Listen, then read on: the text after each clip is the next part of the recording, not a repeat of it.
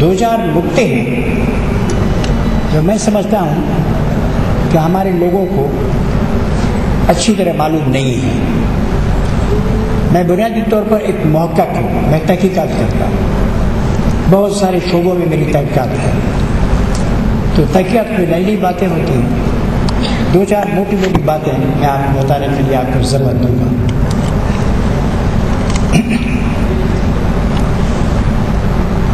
پہلی بات یہ ہے کہ میں یہ کہنا چاہتا ہوں یہ ساری مصیبت جو ہم لوگوں کے سر میں لگی ہے اس کی وجہ یہ ہے کہ جن لوگوں نے پاکستان قائم کیا انہوں نے پاکستان کی سلامتی اور اس کی ترقی بھی کی.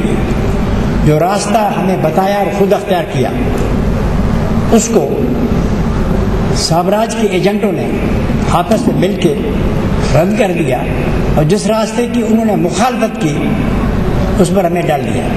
یہ موٹی بات ہے، تفصیلیں بہت ہیں، چھوٹی سی موٹی بات. انہوں نے کہا کہ اس طرف مت جانا. ہمارے بھائیوں نے دوسرا راستہ اختیار کر لیا.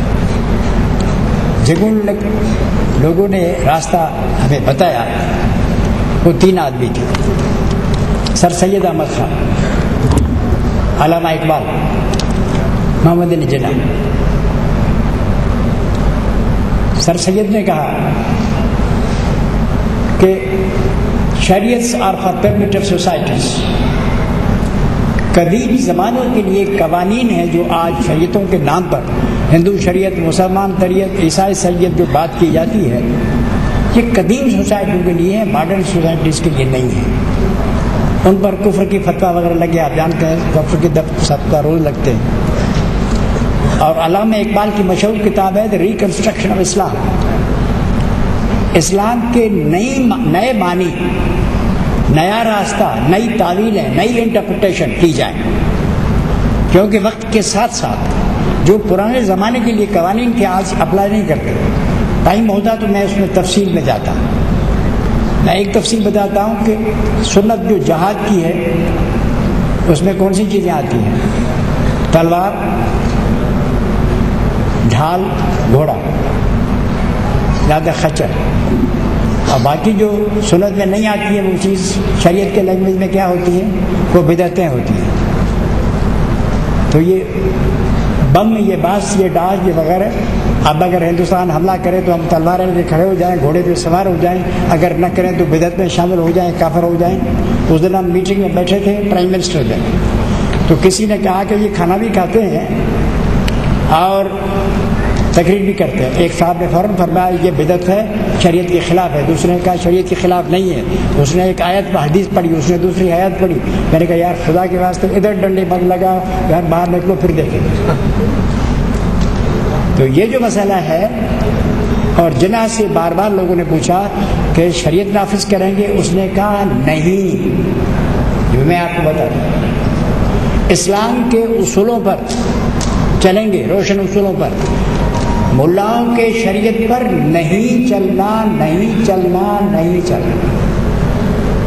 ہر وقت لوگوں نے جو کہا، جو آسٹریلیا کا پیغام بولا، آئی کین ایشور یو، اس کے انگریزی الفاظ ہیں، I can ensure you that will not be a theocracy. ملاؤں کے ہاتھوں میں چلنے والا راج نہیں ہوگا، نہیں ہوگا، نہیں ہوگا. آپ دیکھیں گے کہ خلفائے راشدین میں کوئی ملا نہیں تھا روزانہ فتوے دے کے کہ اس کی شادی ہوگی، اس کی نہیں ہوگی، نہیں تھا. اسلام کے سب سے بڑی جو لڑائی تھی تاریخ میں، وہ صلیبی لڑائی تھی. وہ سارا یورپ ایک طرف تھا، اس کے مخالف میں ایک ملک تھا شام. اس میں ایک مرکزی کردار اوروں کے علاوہ تھا، صلاح الدین ایوبی. 250 سال یورپ نے مل کے، انگلینڈ، فرانس، یہ سارے ملک پوپ کی قیادت میں شام پر حملے کیے. 250 سال شکستیں کھائیں. وجہ یہ تھی کہ یورپ کے اس وقت ملاؤں کے ہاتھ میں تھا. یورپ کے ساری فوجوں کی قیادت عیسائی ملا کر رہے تھے، اور وہ حدیثوں پر آپس میں لڑ رہے تھے. وہ ایک بات کرتا تھا، دوسری وہ دوسری کرتا تھا، وہ تیسری کرتا تھا، وہ چوتھویں کرتا تھا. اس طرف صلاح الدین جیسے لیڈر تھے، وہ ملا نہیں تھا. کسی نے کہا ہے رموز سلطنت خیش خسرواں دارت، اور ساری سائنسز اور علوم اور آرٹس کی طرح حکمرانی اور سیاست، ملک رانی ایک سائنس ہے، ایک ٹیکنالوجی ہے، ایک علم ہے، ایک ہنر ہے، ایک قابلیت ہے. یہ ملا کی بس میں بات نہیں ہے. میں نے لوگوں کا دوست میں قابل ہیں، فتویٰ نکالنے قابل ہیں، مسلمانوں کو کافر بنانے میں، کافروں کو مسلمان بنانے میں ماہر ہیں. یہ دوسری چیز ہے. میں نے کہا گیا ہے کہ اطلب العلم لو کان فی الصین، اگر علم چین میں ہے تو جا کے وہاں سے حاصل کرو. تو کیا چین میں حدیث اور کیا قرآن کی تعلیم دی جاتی تھی اس زمانے میں؟ کون سی حدیث تھی قرآن کہ حضور کہہ رہے تھے چین میں جا کے تعلیم حاصل کرو؟ وہاں غیر اسلامی تعلیم تھی، وہاں ہنر تھا، سائنس تھی، ٹیکنالوجی تھی. ساری دنیا کو کس طرح چلا جائے. The most advanced country at that time was China. لیکن یہاں تو ارتھمیٹک کفر ہے. میرے پاس کتابیں ہیں، میں ابھی دکھاتا نہیں ہوں، ٹائم نہیں، ورنہ میں بات کرتا.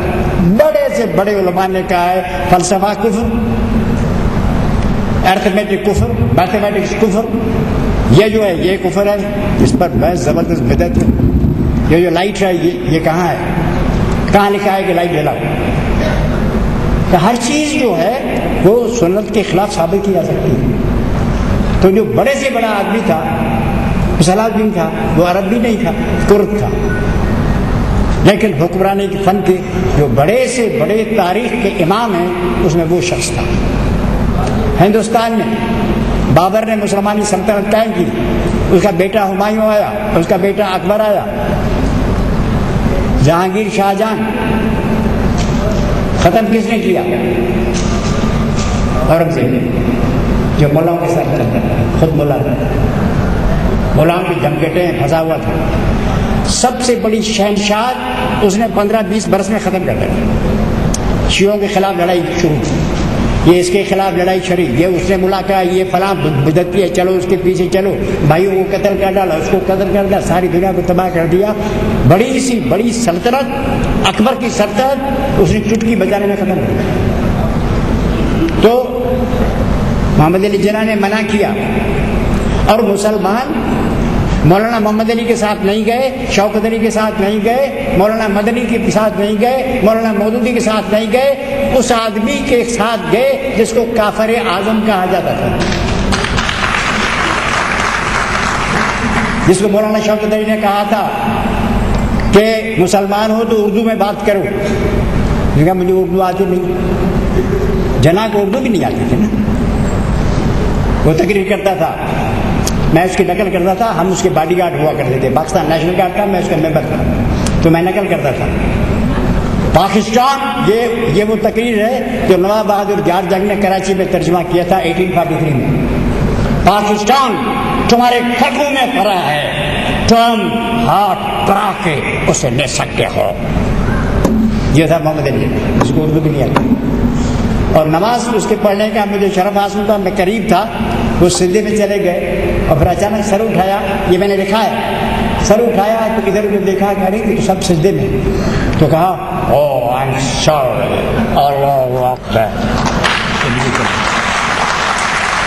میں نے اسی دن دیوار پہ لکھا او آئی ایم سوری اللہ اکبر. ہم مدرسے میں پڑھتے تھے، تو ہمارے ساتھ اسی مدرسے کا اسٹوڈنٹ تھا، تو ہمارے پاس آتے تھے.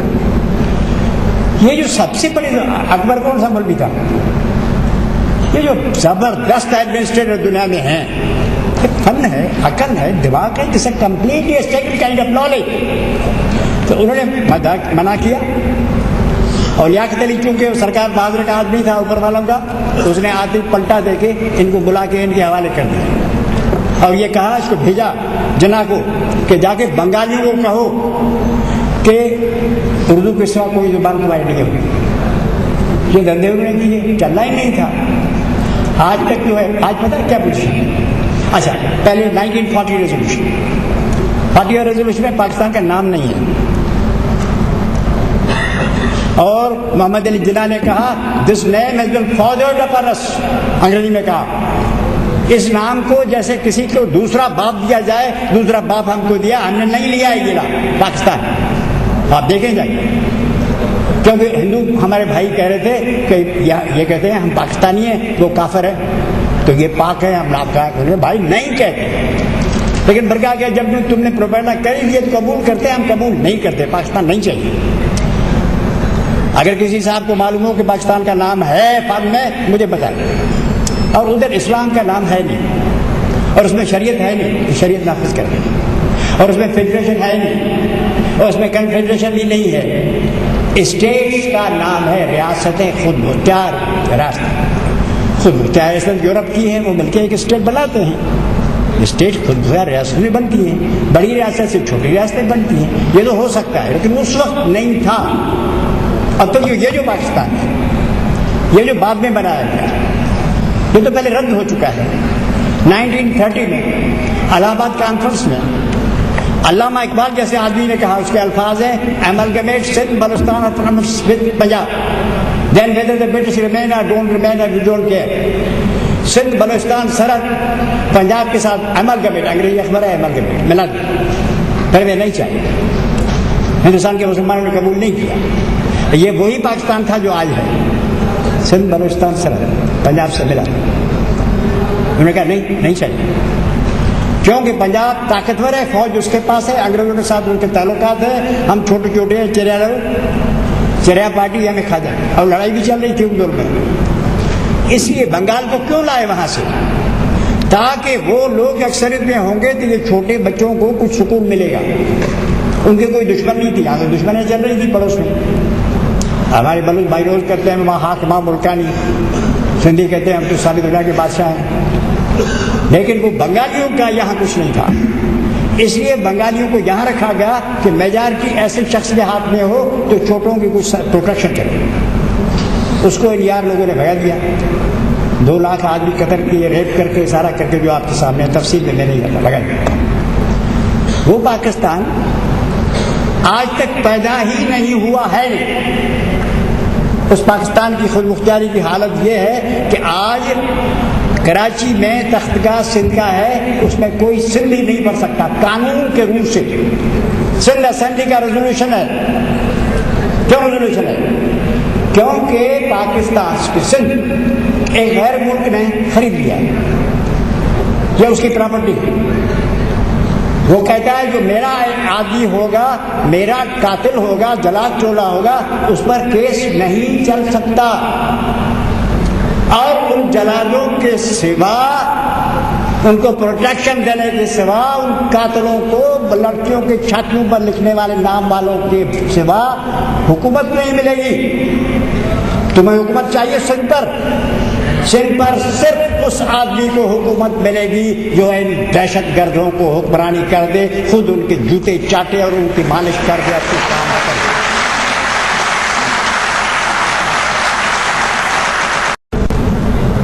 مال اس کا ہے، حکم اس کا چلتا ہے۔ میں صوبے دار کے پاس بیٹھا ہوں، بھائی صوبے دار کچھ دینا، کوئی جھوٹے وراج کیا دوڑے دے، بس کچھ نہیں۔ ان کا دھندا ان کی بوٹ پالش ہے، ورنہ نکال دیں۔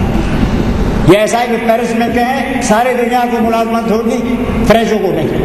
پنجاب میں کہیں ساری دنیا پڑھ سکتی ہے، اسلام آباد میں، دارالعلوم میں پنجابی نہیں پڑھ سکتا، کوئٹہ میں بلوچ نہیں پڑھ سکتا، پشاور میں پشتون نہ ہونا چاہیے، کوئی اور ہونا چاہیے۔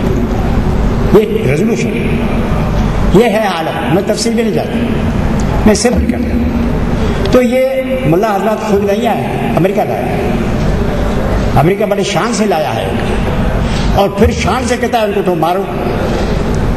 لڑتے کیوں نہیں؟ یہ کیوں آئے ہیں؟ یہ تو کیوں بیٹھے ہیں؟ بھائی تم لائے ہو ان کو، پہلے تھے کہاں؟ سندھ میں کہاں تھے ملا اس طرح کے چل رہے ہیں؟ میروں کے زمانے میں بھی نہیں تھے، کلروں کے زمانے میں بھی نہیں تھے، بلوچستان میں کہاں تھے ملا اس طرح؟ یہ تو امریکی مہربانی ہے، ان کو پر بنا دیا ہے۔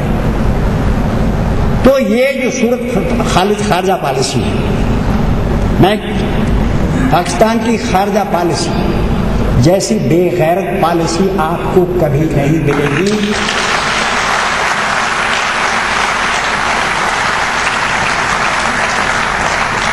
اگر مجھے آپ ٹائم دیں کسی وقت، میں 2-3 گھنٹوں میں آپ کو بتاؤں گا کہ یہ بے غیرت پالیسی کیسی ہے۔ ایک آدمی غیرت مند تھا خارجہ پالیسی کے حوالے سے، دوسری جھوٹی پروپیگنڈا ہے، اور وہ پشتون تھا، وہ ایوب خان تھا۔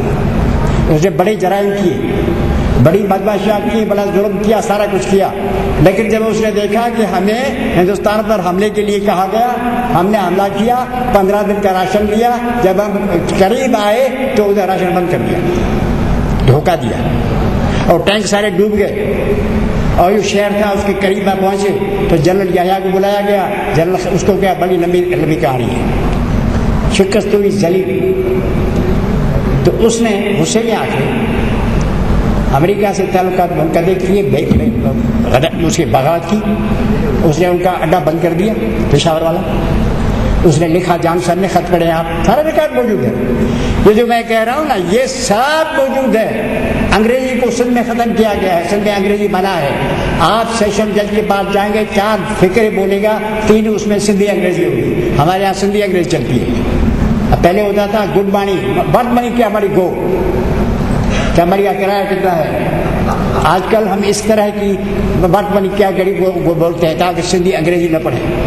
ہم پنجابی بھائیوں سے زیادہ انگریزی جانتے تھے، بامبے یونیورسٹی میں ہم سے سیکھتے تھے، ہم علی گڑھ والوں پہ ہنستے تھے، غلط انگریزی غلط کیا، but are you doing it, اب ہم وہ پڑھتے ہیں، آئی ایم کمنگ، انگریزی بند ہے، تعلیم بند ہے، کروڑ روپیہ خرچ کرے تعلیم ہمارے لیے ممنوع ہے، نہیں کر سکتے، اور قتل عام پر لگا دیے، ڈیوٹی ہے، ہماری اتنی بہنیں مائیں مرنے چاہیے، کوٹا ہے، وہاں چھاونی ہے، ہتھیار سپلائی ہوتے ہیں، اسٹیٹ کر رہی ہے، جیسے کہا اسٹیٹ سپلائی کر رہی ہے، ڈیوٹی ہے، ڈیسٹرائے سینڈ وائپ دا سندیز آؤٹ، ختم کرو دہشت گرد، ادھر پیر میر، ادھر سسٹم، یہ تقریر، یہ فلانا، یہ وہ، اور ادھر حکومت میں سرکار بیٹھی ہے۔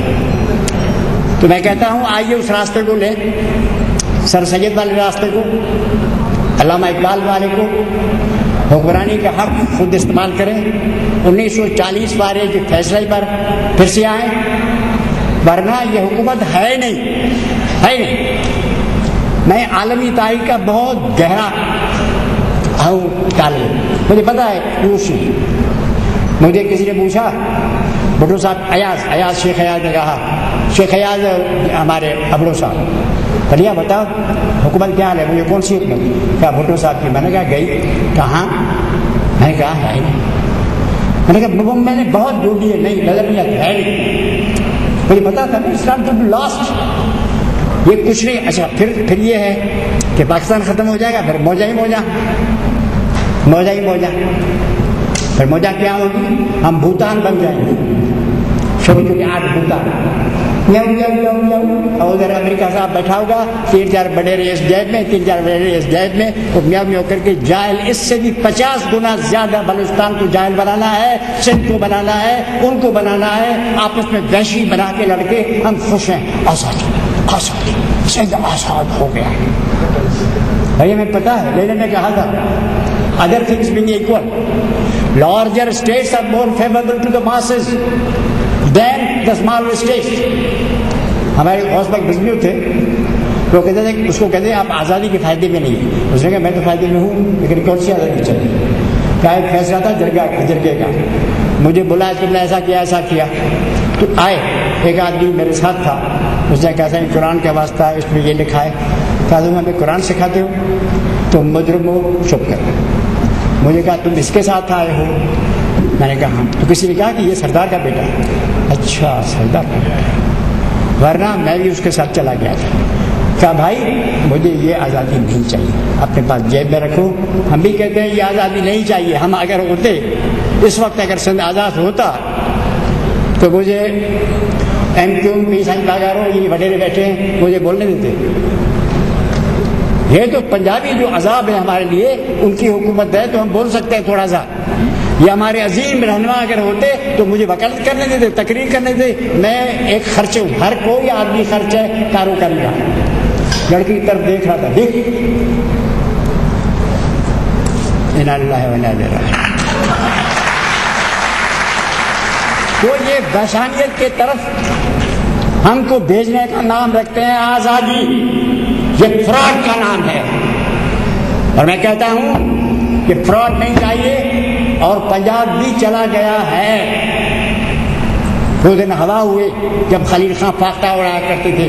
اب ہم چھوٹے صوبوں کو پنجاب کے خلاف استعمال کرتے ہیں. پہلے پنجاب کو ہمارے خلاف استعمال کرتے تھے. وہ ان کی باری تھی, اب ہماری ہے. کھیل کھیل رہے ہیں لیکن ہم بے وقوف نہیں ہیں. ہم پنجابی بھائیوں کو کہتے ہیں تو شاعری وائری چھوڑو, کام کی باتیں کرو. جو کام کی باتیں آج ہم نے سنی ہے اور بھی ہوگا. آؤ, میں نے اس لیے آپ کو زبر دی, آؤ باتیں کریں. یہ دہشت گردی بند کر دو. یہ سندھی پڑھ نہیں سکتا. ہمیں سندھ ہماری ہے, کراچی میری ہے, اس پر کسی کا قبضہ شامل نہیں ہوگا. کچھ نہیں ہوگا.